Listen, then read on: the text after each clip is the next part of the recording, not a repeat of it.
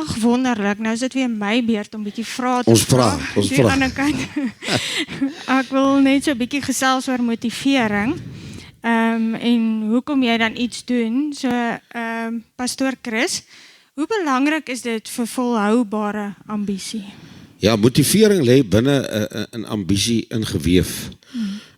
Ons het dit al genoem, motiveringssprekers doen dit nie vir jou nie. Ja. Hy gee jou net oef, en 'n wow. Maar standaard motivering lê binne in jou ambisie ingeweef. En jy kry autonoom, in motivering kry jy autonoom stelsel wat volhoubaar is.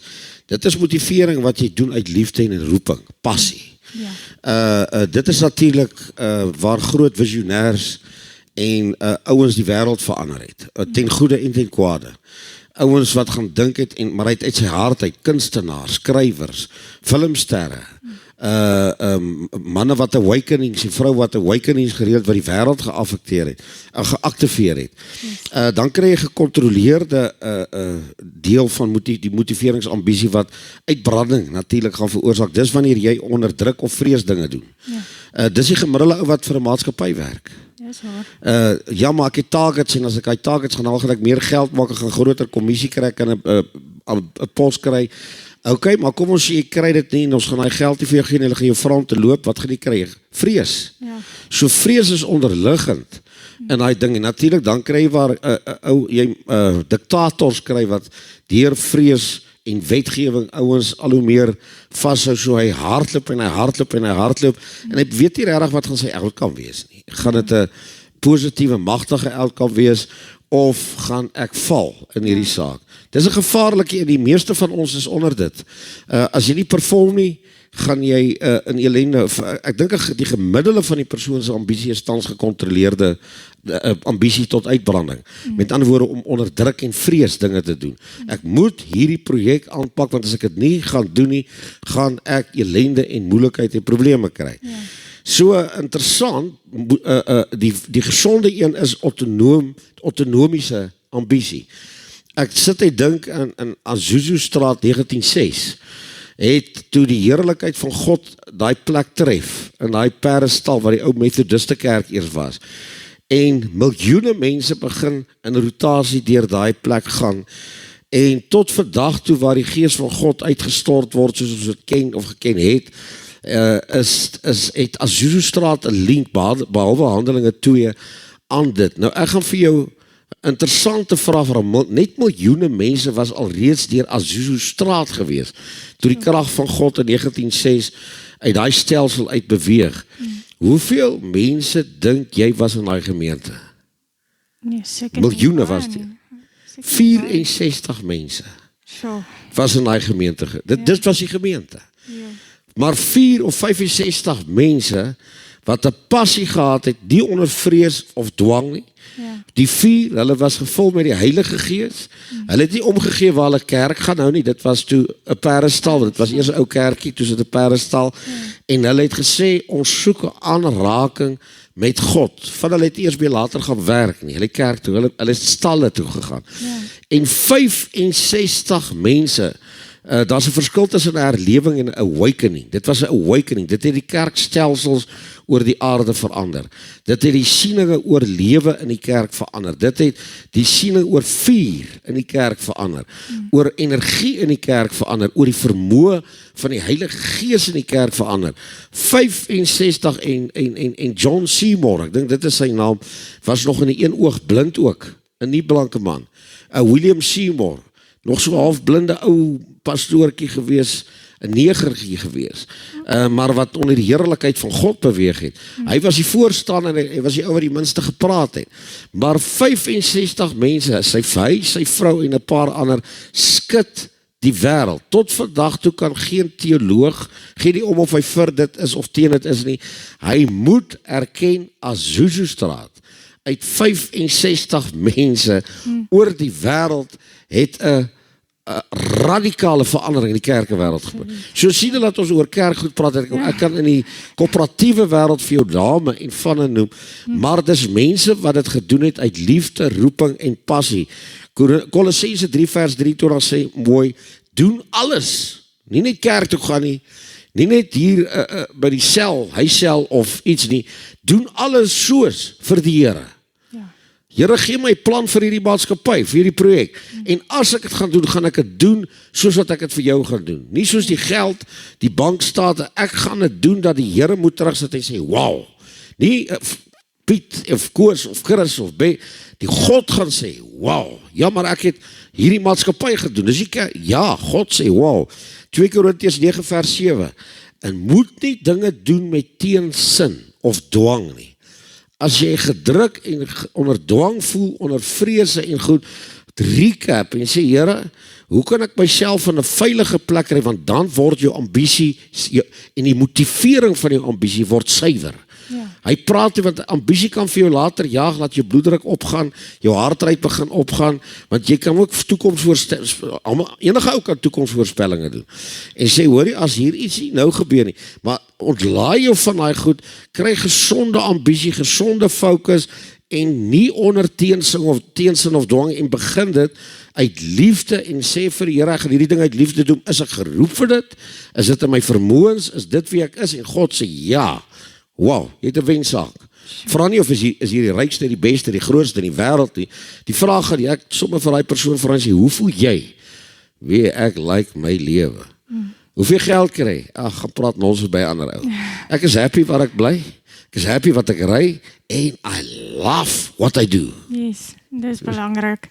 Ag, baie dankie pastoor, ek waardeer dit. Altyd lekker, altyd lekker. Ons gesels nou met pastoor Betty. Baie welkom. Baie dankie Anne-Marie. Lekker om hier te kuier saam met jou. Yes. Pastoor, hoe belangrik is dit vir volhoubaarheid? Ag, vir volhoubare ambisie. Ekskuus. Hoekom is baie belangrik wanneer dit uit liefde kom? Met ander woorde, dit wat jy doen, jy het 'n liefde vir daai saak. Yes. Dan hou dit langer. Dis waar. Dis absoluut waar. Dis daai passie wat ons net nou van gepraat het, nê? Ja. Jou hoekom bepaal jou uithou vermoë. As jy dit vir die regte rede, met ander woorde doen, dan sien jy kans om aan te hou, selfs wanneer dinge moeilik begin raak.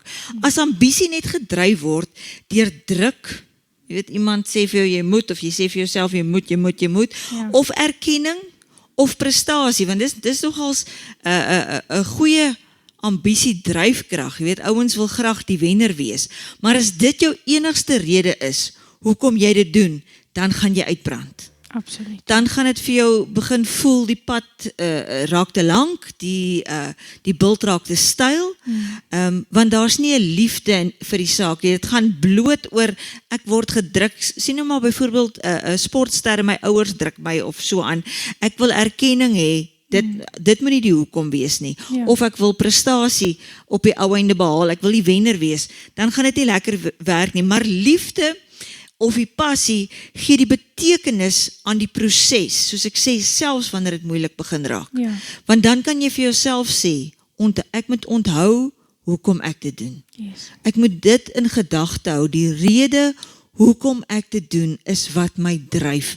Sien die groter prentjie. Ja. Sien wanneer alles tot die punt kom waar jy daai sukses kan ervaar, al is dit 'n lang pad. Ek het dit nie gedoen net vir die sukses nie. Ek het dit gedoen omdat dit my lewensdoel is, omdat dit is wat God my voor op hierdie aarde geplaas het. Ja. Dan raak jou hoekom sommer vir jou net 'n wonderlike positiewe punt. Dis die innerlike oortuiging wat sê, hierdie maak saak. Dis waar. Dis belangrik dat ek doen waarmee ek besig is, want dit maak vir my saak. En dan is ambisie volhoubaar. Dan sien jy kans om aan te hou. Dit gaan soms moeilik raak. Jy gaan soms moedeloos raak, maar dis juist dan wanneer jy die hoekom moet onthou. Sjoe. Ag, baie dankie pastoor, ek waardeer dit. My liefde, hoekom jy iets doen? Hoe belangrik is dit vir volhoubare ambisie? As jy net vir druk werk, gaan jy op 'n punt breek, of dit nou mense se verwagtinge, finansies, stres of behoeftes is. Dis waar. Dit sit jou onder konstante spanning en dit laat jou moeg, leeg en frustreerd voel. Jy doen die werk, maar die vreugde en betekenis is weg. Dis wanneer jy ook daai vuur nie eers meer daar is nie. Jy wil nie die oggend opstaan nie, jy is maar net, ja, jy doen dit maar net om dit te doen. Ja, is dit nie tog ons alledaagse lewe soos in die korporatiewe wêreld nie, want die meeste mense is daar om die geld te ontvang, so hulle word onder druk geplaas om daai geld te ontvang, om te kan oorleef. So hulle kies daai. Ja, maar ons praat oor ons is nou in die kerk omgewing, so dit gebeur baie keer in die kerk ook. Dis waar. Waar die mense in elk geval net voel, hulle moet nou maar kom, want dit is Sondagoggend. Ja. Dis waaroor ons nou gepraat, ons het nou nog gehoor van die mense wat nou maar net sit, en ja, Hulle is dit is net nie, daar, maar ontvang niks. ja. Okay, jy doen die werk, maar die vreugde en betekenis is weg, dan raak dit eerder 'n las as 'n roeping, wat ons nou gesê het. Ja. Maar as jy motief reg is, as jy die iets doen vanuit 'n plek van oortuiging, roeping en liefde, verander alles. En dis wanneer ons weer daai vuur begin ontdek, wanneer ons weer voel, okay, nou is hierso, ons daai stap gevat het, dis waar hierdie dan gaan inkom. Want op die einde van die dag is toch, ons wil daai verandering hê, Yes. wat moet plaasvind. Ja. Dit gee diep krag binne, wat jou uithou vermoë gee en stabiliteit, wat ook belangrik is. Want uithou vermoë is nodig, veral in vandag se wêreld en se lewe. Dis die waarom wat jou dra in moeilike tye en wat jou keer dat jy nie net begin nie, maar klaar maak ook. Dit is so waar. Dit is die waarom wat bepaal wat jou uithou vermoë gaan wees. Dis waar. So, ag baie dankie, dit was so lekker om met jou te gesels.